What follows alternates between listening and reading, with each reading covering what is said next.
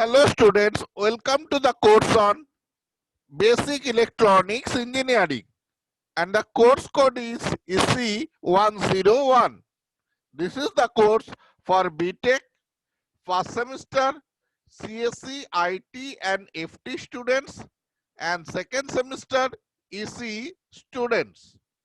Myself, Dr. Shurojit Boshak, Assistant Professor of EC Department, Guru Nanak Institute of Technology, Kolkata. And this is my official email address. Today we are going to start lecture number 6 from the third module, that is bipolar junction transistor. In the last class, we have started on transistor biasing, why biasing is required, what is load line, Q point or operating point, discuss about stability factor, how temperature affect the stability factor. Now today we are going to start various methods of transistor biasing.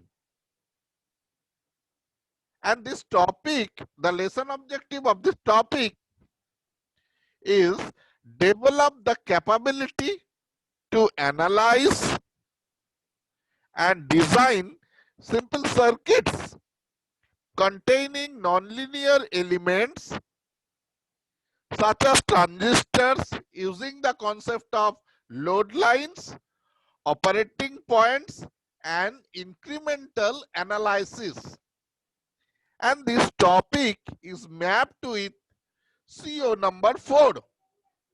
So let us start lecture number 6 from the third module, that is bipolar junction transistor, with the topic of different methods of transistor biasing.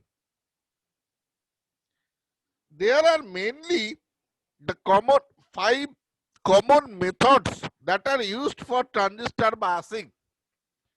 They are fixed bias, collector to base bias, self bias or voltage divider bias, base bias with emitter feedback, and emitter bias. So let us discuss one by one and find out its stability factor. So first is the fixed bias circuit. The biasing circuit of a common emitter NPN transistor using fixed bias is shown here. The two DC supplies for emitter base and collector base biasing, that is VBB and VCC, now are replaced by a single DC supply VCC here in the figure of this figure. And for simplicity, the battery symbol is omitted and a line termination with voltage VCC is indicated here. And the same figure actually, just it is represented in another form. So this is the circuit, equivalent circuit of a fixed bias circuit. Now, you apply KVL first in base emitter loop. First in base emitter loop. So you see that IB into RB plus VBE minus VCC equal to 0. So IB equal to VCC minus VBE by RB. Now the supply voltage VCC and base emitter voltage VBE have fixed known values.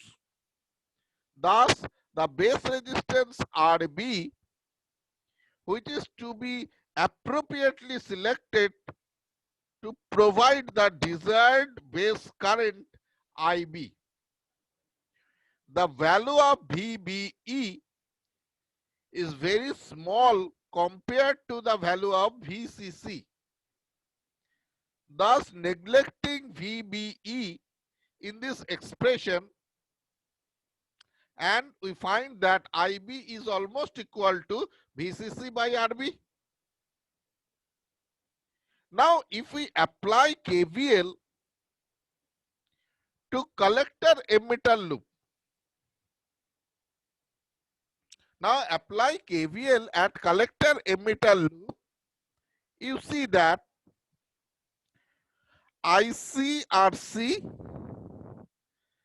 plus to minus VCE, so it is plus VCE, which is equal to VCC. See the expression. So apply KVL in the collector emitter loop, we get that ICRC plus VCE equal to VCC. So VCE equal to VCC minus ICRC.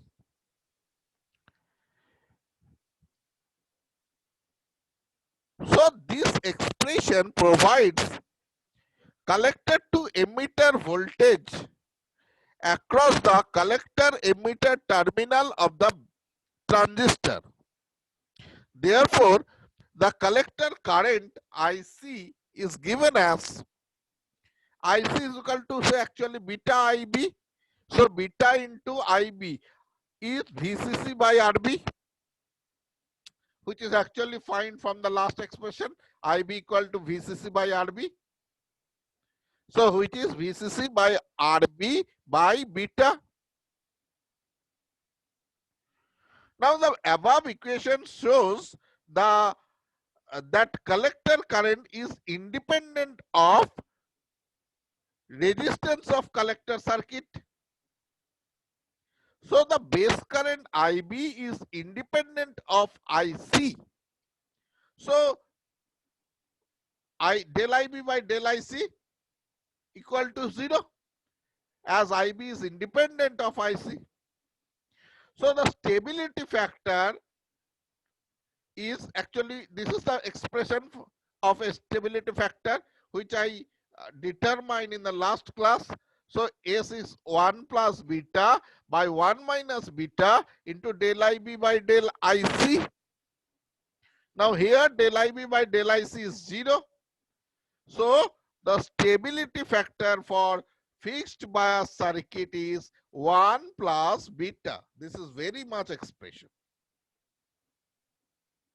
That means the stability factor is much greater than 1 since beta is a large quantity. Thus, the fixed bias or base bias circuit has very poor bias stability. That is why another circuit is come which is called collector to base bias or collector feedback bias. Another name of the circuit is collector feedback bias. A common emitter transistor amplifier using collector to base bias circuit is shown here, where the base resistance RB is connected to the collector terminal instead of being connected to the collector supply voltage VCC as in the fixed bias circuit. The circuit is a simple one which provides more or less good stabilization of operating point.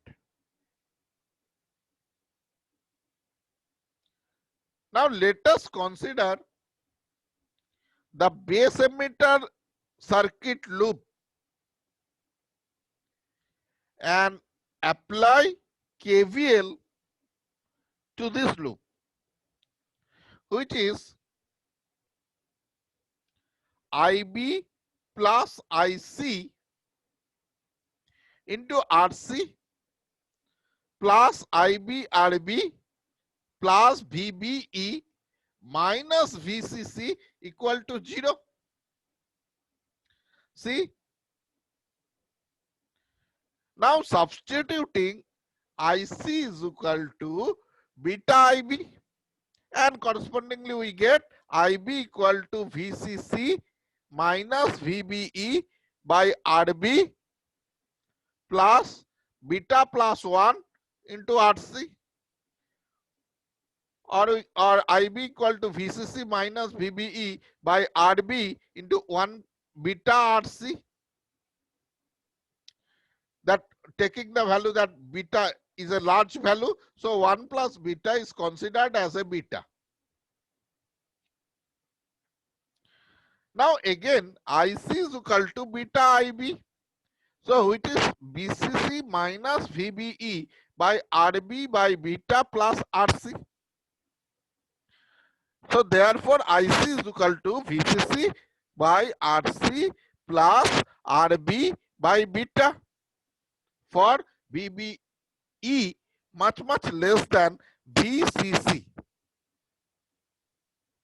Now apply KVL to the collector emitter loop, and we obtain that IC plus IB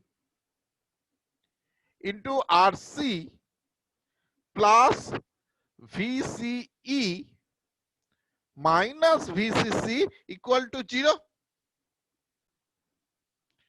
See, the IC plus IB into RC plus VCE minus VCC equal to 0. So therefore VCE equal to VCC minus IC plus IB into RC. So how to determine the stability factor?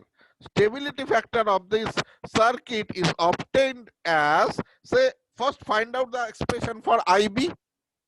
So IB is equal to VCC minus VBE minus IC/RC by RC plus RB.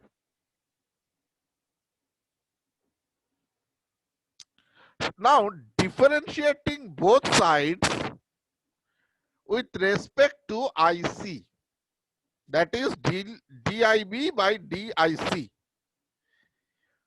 which is with respect to IC, so it is right hand side becomes minus RC by RC plus RB. Now we know that the stability factor is 1 plus beta by 1 minus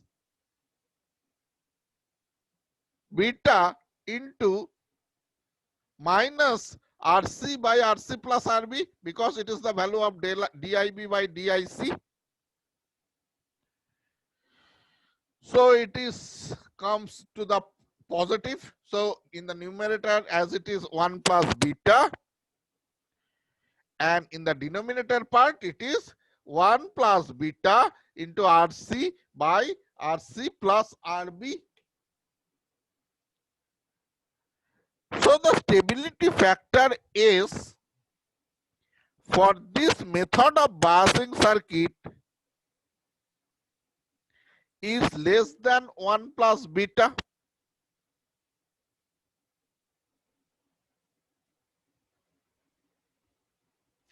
It can be seen from the above equation that the value of stability factor is smaller than that obtained for fixed bias circuit. Okay.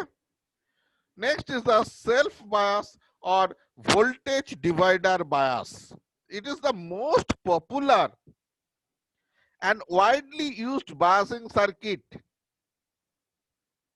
which provides maximum possible thermal stabilization as the stability factor of this circuit can be made almost independent of transistor current gain beta.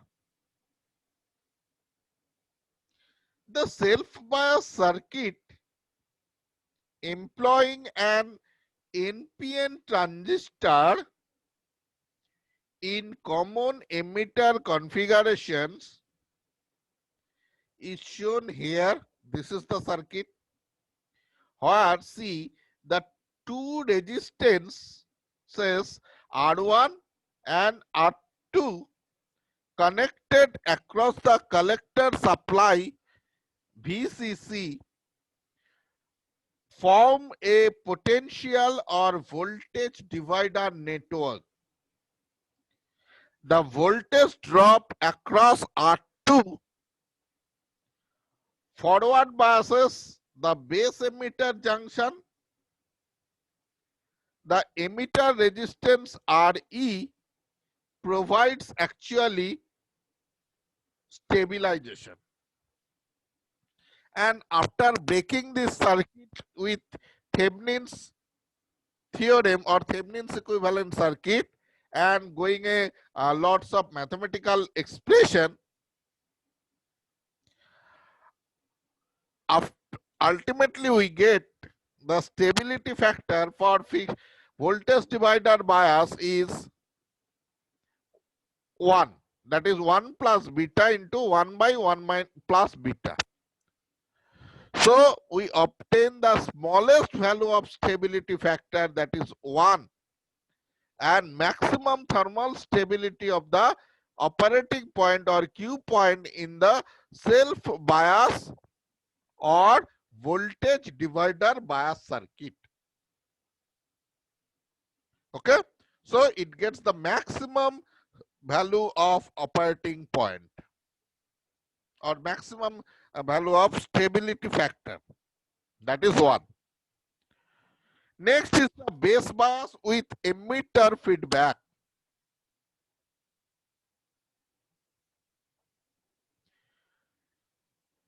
Let us consider the circuit of base bias with emitter resistance. Say here, this circuit provides better bias stabilization than the fixed bias circuit, and after we apply first, we have to apply the KVL in base emitter loop, then apply KV and find out the value of base current, that is IB, then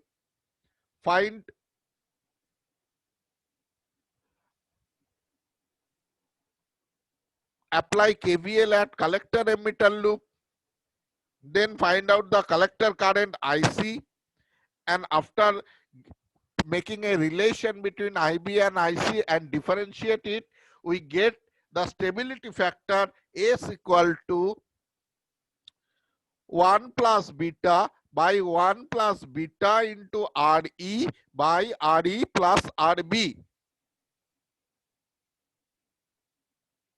And if Re much higher than Rb, then correspondingly stability factor is equivalent to 1 plus beta by 1 plus beta into Re by Re. So Re cancel. So it will be almost 1.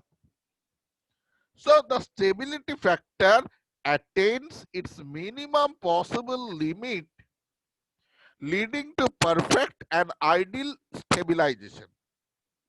But in practical, the base resistor as well as emitter resistor are to be chosen properly so that Re much higher than Rb, but the transistor should remains in active region. Okay. Next is the last biasing, which is known as emitter bias.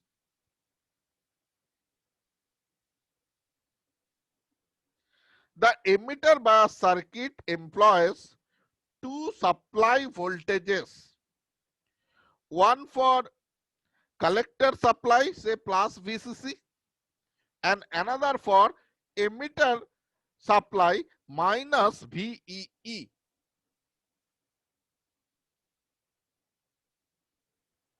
The emitter supply minus VEE forward biases the base emitter junction, and after some mathematical calculations, I just avoid the mathematical expressions. It will be too boring. And it is not required now. So after that, we get the stability factor for emitter bias circuit is 1 plus beta by 1 plus beta RE by RB plus RE. Here also, if RE much higher than RB, then stability factor is 1, almost equal to 1. That is minimum possible theoretical limit of stability factor is reached, which leads to ideal stabilization condition difficult to achieve in practical circuit.